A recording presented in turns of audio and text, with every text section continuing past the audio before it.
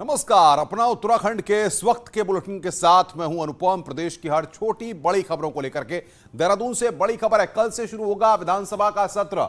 विभागों का बंटवारा अब तक नहीं हुआ है, न नेता प्रतिपक्ष का चयन हुआ है, लेकिन सत्र की शुरुआत हो रही है। बीजेपी ने विधानमंडल दल की मीटिंग बुलाई है। रात 8 बजे सीएम आवास पर यह मीटिंग बुलाई गई है। बड़ी खबर हम आपको बता रहे हैं, विधानसभा सत्र को लेकर जिस बैठक में रणनीति तैयार की जाएगी, ये जानकारी इस वक्त हम आपको दे रहे हैं। विधानसभा सत्र को लेकर रणनीति तैयार होगी। उत्तराखंड में शपथ ग्रहण के बाद अब भी मंत्रियों के पोर्टफोलियो को लेकर सस्पेंस बना हुआ है। चर्चा है कि विधानसभा सेशन से पहले मंत्रियों को पोर्टफोलियो बांटे जा सकते हैं। मौजूदा कैबिनेट में 5 पुराने मंत्री हैं तो 3 विधायक सौरभ बहुगुणा, चंदन रामदास और प्रेमचंद अग्रवाल पहली बार मंत्री बनाए गए हैं।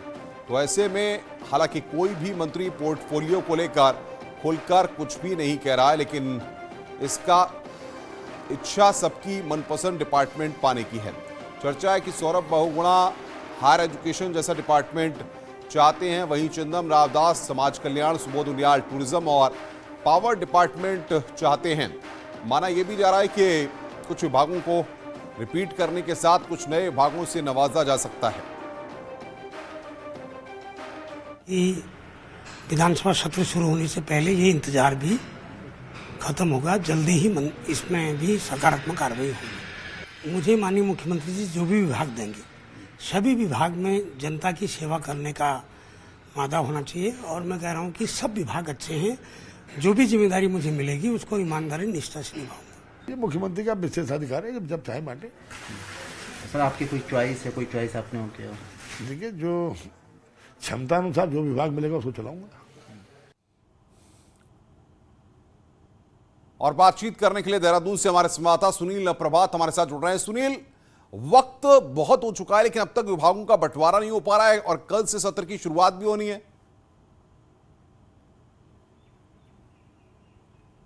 देखिए अनुपम, जो माना जा रहा है कि चूंकि कल से सेशन शुरू होना है तो आज शाम तक विभागों का जो बंटवारा है वो किया जा सकता है। आज रात 8 बजे मुख्यमंत्री ने विधानमंडल दल की मीटिंग भी बुलाई है, जिसमें तमाम मंत्री भी होंगे, विधायक भी होंगे। बीजेपी के सभी 47 विधायक इस मीटिंग में मौजूद रहेंगे। तो ये अनुमान लगाया जा रहा है कि विधानमंडल दल की मीटिंग से पहले या विधानमंडल दल की मीटिंग के बाद मुख्यमंत्री विभागों का बंटवारा कर सकते हैं। और यदि आज बंटवारा नहीं हुआ तो फिर चूंकि 3 दिन का सेशन चलेगा, 29, 30 और 31 मार्च तक सेशन चलेगा, 1 अप्रैल के आसपास फिर विभागों का बंटवारा हो सकता है। इसके पीछे जो डिले हो रहा है, माना जा रहा है कि इस पर मंथन चल रहा है, अलग अलग लेवल से मंथन चल रहा है, प्रदेश स्तर पर भी, तो केंद्र की भी इसमें राय ली जा रही है कि किन मंत्रियों को कौन से विभाग दिए जाएं।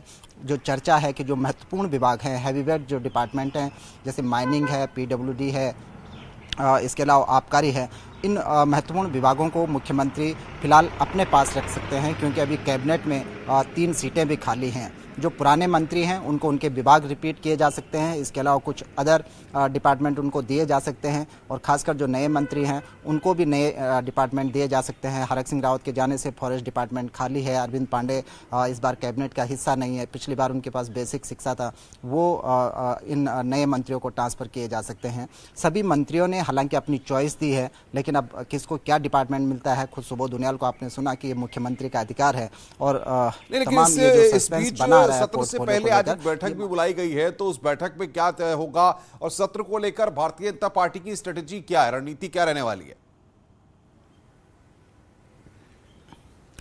देखिए अनुपम, ये सत्र वैसे लेखानुदान के लिए बुलाया जा रहा है, चूंकि 31 मार्च को बजट जब समाप्त हो जाएगा, 31 में ये वित्तीय वर्ष फाइनेंशियल ईयर समाप्त हो जाएगा, तो उसके बाद बजट शून्य हो जाता है 1 अप्रैल से। तो इसके लिए ये सेशन बुलाया गया है 3 दिन का, जिसमें करीब 21,000 करोड़ के आसपास का लेखानुदान लाया जाएगा अगले 4 महीने के लिए।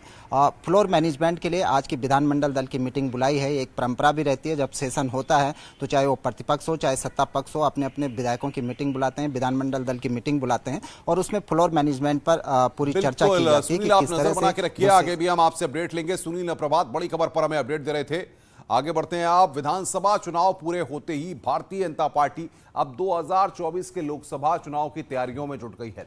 फोकस उन अब 23 विधानसभा सीटों पर है जिन्हें बीजेपी विधानसभा चुनाव में हार गई।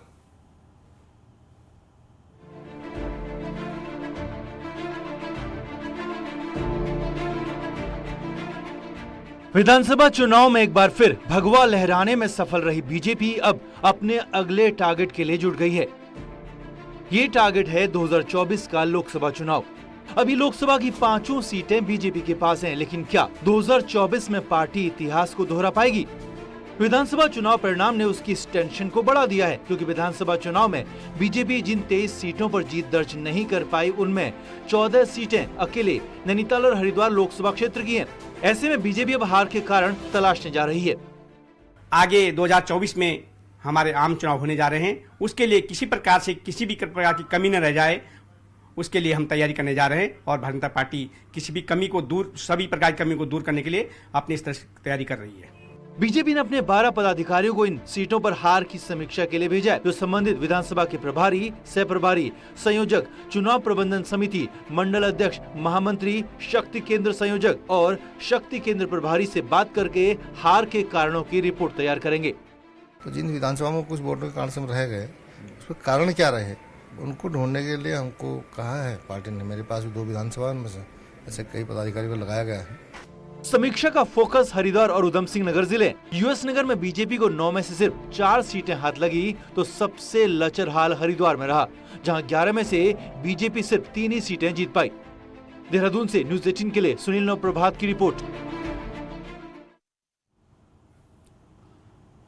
देहरादून से बड़ी खबर इस वक्त आ रही है। कांग्रेस विधानमंडल दल की बैठक आज है शाम 4 बजे कांग्रेस ऑफिस में मीटिंग होगी। बैठक में नेता विपक्ष चुना जाएगा। प्रभारी देवेंद्र यादव मौजूद रहेंगे। एक विधायक से प्रभारी मिलेंगे, ये यहां पर जानकारी आ रही है। शाम 4 बजे कांग्रेस ऑफिस में मीटिंग होगी। बैठक में नेता विपक्ष चुना जाएगा। एक विधायक से प्रभारी यहां पर मिलेंगे। शाम 4 बजे कांग्रेस ऑफिस में यह मीटिंग होनी है। तो कांग्रेस विधानमंडल दल की बैठक आज है। नेता विपक्ष आज चुना जाएगा। अब किसको यह जिम्मेदारी मिलती है, यह यहां पर देखना होगा। और सीएम योगी इस वक्त कुछ कह रहे हैं, सीधे आपको ले चलते हैं। मित्रों,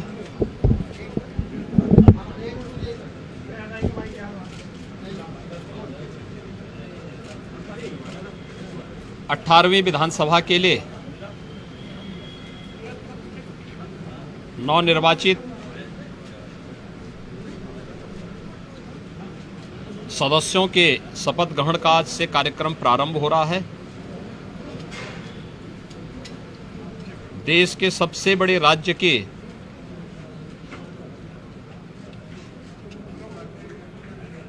विधानसभा अपने नवनिर्वाचित नए सदस्यों के स्वागत के लिए पूरी तरह तैयार है। सदस्यों के शपथ ग्रहण का आज से कार्यक्रम प्रारंभ हो रहा है। देश के सबसे बड़े राज्य के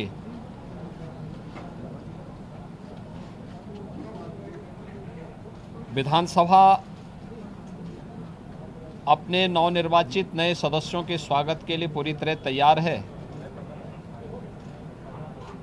आज यहाँ पर माननीय सदस्यगण शपथ लेकर के संविधान के अनुरूप उत्तर प्रदेश के समग्र विकास में अपने योगदान को आगे बढ़ाने का एक संकल्प भी लेंगे। मैं इस अवसर पर सभी नवनिर्वाचित सदस्यों का हृदय से स्वागत करता हूं और मुझे पूरा विश्वास है कि सदन की मर्यादा, परंपरा का पालन करते हुए सदन की कार्रवाई को शांतिपूर्ण ढंग से आगे बढ़ाने और आने वाले समय में उत्तर प्रदेश के समग्र विकास में सभी माननीय सदस्यगण रुचि लेकर के उसे आगे बढ़ाने का कार्य करेंगे। नवनिर्वाचित सभी माननीय सदस्यों का मैं एक बार फिर से आज उन्हें बधाई देता हूं और शपथ ग्रहण के लिए उनका हृदय से स्वागत और अभिनंदन भी करता हूं। धन्यवाद जी। उत्तर प्रदेश के मुख्यमंत्री योगी आदित्यनाथ को आप सुन रहे थे, जो कि आज विधायकों के शपथ ग्रहण को लेकर संबोधित कर रहे थे। वो बता रहे थे कि आज से विधायकों का शपथ ग्रहण शुरू हो रहा है। और उसके लिए उन्होंने वहां पर जो तमाम नए चुनकर के विधायक आए हैं उनको बधाई दी है। वो वहां पर बोल रहे थे। और इस बीच एक बड़ी खबर देहरादून से आ गई है। बीएसपी की समीक्षा मीटिंग है आज। प्रदेश प्रभारी नरेश गौतम और प्रदेश अध्यक्ष आदित्य बेनीवाल इस मीटिंग को लेंगे। चुनावों के बाद आगामी रणनीति पर मंथन होगा। उत्तर प्रदेश के प्रभारी रहे दयाचंद दिनकर भी बैठक में शामिल हो रहे हैं। शाम 4 बजे कांग्रेस की जहां बैठक है, वहीं आज बीएसपी की भी समीक्षा मीटिंग है और बैठक में पार्टी के पदाधिकारी यहां पर मौजूद रहेंगे। प्रदेश प्रभारी जो है वो भी वहां पर मौजूद रहेंगे। प्रदेश भर में आज बोर्ड एग्जाम हो रहे हैं। 10वीं के स्टूडेंट्स जहां सुबह 8 बजे से पेपर दे रहे हैं, वहीं 12वीं के 2 बजे से एग्जाम होने हैं। देहरादून के 122 सेंटर्स पर 26,000 स्टूडेंट्स एग्जाम दे रहे हैं। अभी तक शांतिपूर्ण तरीके से एग्जाम होने की खबर है। देहरादून में 4 फ्लाइंग स्क्वाड की टीम बोर्ड एग्जाम सेंटर्स का निरीक्षण कर रही है, जिसमें मुख्य शिक्षा अधिकारी भी सेंटर में निरीक्षण करने पहुंचे हैं।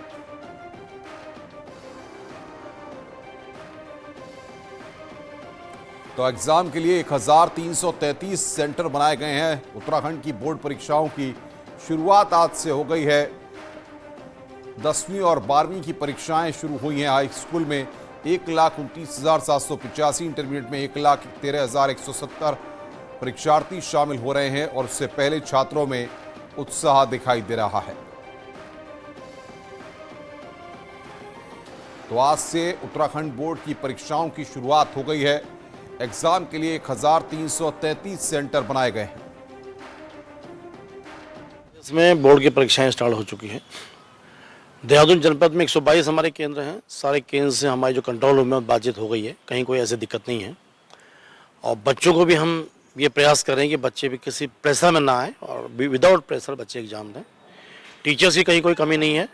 सब जगह हमारे कक्षा शिक्षक पहुँच गए हैं और मेरा पूरा विश्वास है कि जनपद देहरादून के हमारे पूरे प्रदेश में बहुत ढंग से हमारी परीक्षाएं संचालित हो जाएंगी। आज आप चले गए? मैं अभी तक करीब 4-5 स्कूल मैंने देख लिए हैं और मेरे डीओ बेसिक हैं, डीओ माध्यमिक हैं, सारे बीओज हैं, सबकी टीम गई हुई। मेरी लगातार सबसे बात भी चल रही है, तो कहीं कोई ऐसा इशू नहीं है। आज से उत्तराखंड की बोर्ड की 10वीं और 12वीं की परीक्षा शुरू हो गई। परीक्षा को लेकर बच्चों में भी काफी उत्साह नजर आया। एग्जाम के लिए पूरे प्रदेश में 1333 परीक्षा केंद्र बनाए गए हैं। देहरादून, हरिद्वार और रामनगर से परीक्षा केंद्रों पर भी परीक्षा देने के लिए स्टूडेंट पहुंचे हुए हैं। ये 3 तस्वीरें इस वक्त दिखा रहे हैं देहरादून, हरिद्वार, रामनगर की आपको। ये किस तरीके से आज परीक्षाएं संचालित की जा रही हैं।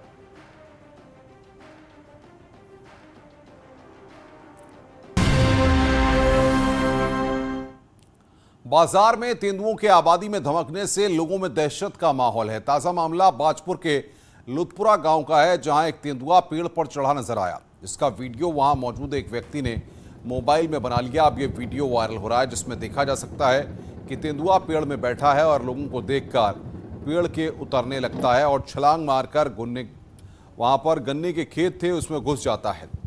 ग्रामीणों ने वन विभाग से तेंदुए को पकड़ने की मांग की है। यह तस्वीर हम आपको दिखा रहे हैं। तेंदुए की दहशत किस तरीके से वहां पर है। पेड़ पर चढ़ा नजर आया तेंदुआ। यह तस्वीर आप देखिए। ग्रामीणों ने तेंदुए को पकड़ने की वहां पर कोशिश की।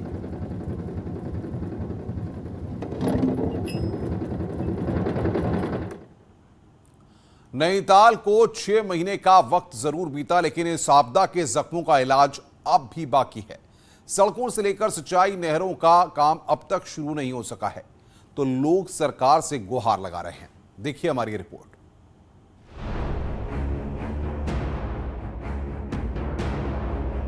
नैनीताल की आपदा के इन जख्मों को अब तक इलाज की जरूरत है। नेशनल हाईवे हो, चाहे राज्य या फिर ग्रामीण मार्ग, ऐसी ही बदहाली 6 महीनों बाद भी है।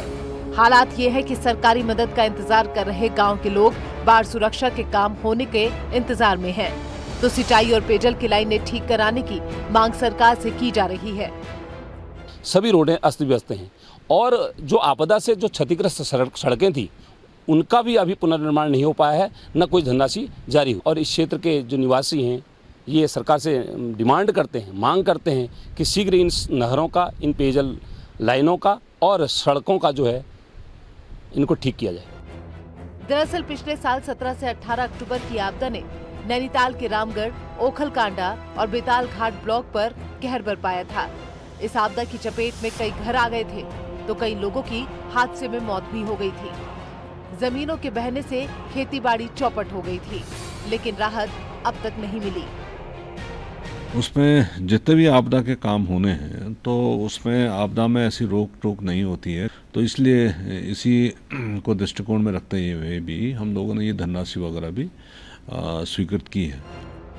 अब नई सरकार के सामने इन कामों को कराने की चुनौती भी है। उम्मीद है कि जल्द ये काम पूरे हो सके ताकि लोगों को राहत मिल सके। नैनीताल से न्यूज़ 18 के लिए वीरेंद्र बिष्ट की रिपोर्ट।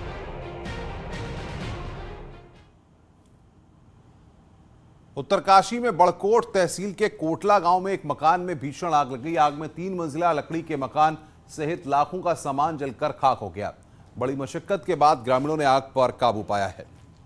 आग के लगने के कारणों का पता लगाने के लिए प्रशासन की टीम वहां पर पहुंची और आग पर काबू पाया गया। गर्मी बढ़ने के साथ ही नैनीताल में भी जंगल आग से धधक रहे हैं और वन विभाग बेखबर है। दिन के वक्त नैनीताल के मनोरा के पास जंगल में भीषण आग लग गई, लेकिन वन विभाग के अधिकारियों को सूचना देने के बाद भी न तो कर्मचारी पहुंचे और न ही अधिकारी हरकत में आए। जंगल में लगी भीषण आग से लाखों की वन संपदा सुहा हो गई और वन विभाग के फायर सीजन के दावे भी फेल नजर आए। हेमकुंड साहिब की यात्रा शुरू करने की भी तैयारियां शुरू की जा रही हैं। कल आर्मी की एक टीम रूट का जायजा लेने के लिए पहुंची, जिसके बाद आर्मी टीम ने बताया कि अभी रूट पर बर्फ काफी ज्यादा है और बर्फ हटाने के लिए रास्ता बनाने के लिए ज्यादा जवानों की और ज्यादा समय की जरूरत होगी। सेना के मुताबिक अप्रैल की शुरुआत में ही बर्फ हटाकर रास्ता बनाने का काम शुरू हो जाएगा।